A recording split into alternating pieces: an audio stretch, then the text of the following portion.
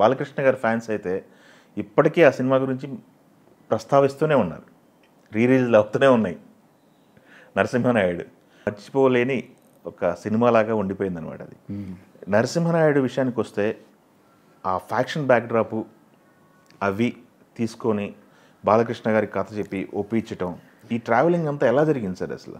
ఈ కథ పాస్ కావడానికి కారణం ఏంటంటే నేను రాయటము ఇండస్ట్రీలో ఉన్నటువంటి కాదు, భారతదేశంలో ఉన్న రచయితలందరూ ఫిల్మ్ ఛాంబర్లో ఉన్నారు.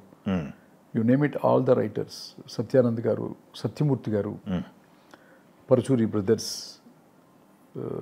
ఇంకా ఈరోడ్ సౌందర్ తమిళ నుంచి, కర్ణాటక నుంచి కొంతమంది, బాంబే నుంచి కొంతమంది ఉన్నారు. అంతమంది, పోసాని కృష్ణమూర్తి గారు, పోసాని కృష్ణమూర్తి గారితో అసలు స్క్రిప్ట్ మొదలైపోయి స్టార్ట్ అయిపోయింది as a police officer. Okay, అయిపోయింది. సో నేను కొత్తవాడినే అక్కడి నుంచి వచ్చాను, నన్ను గోపాల్ గారు పిలిపించుకున్నారు.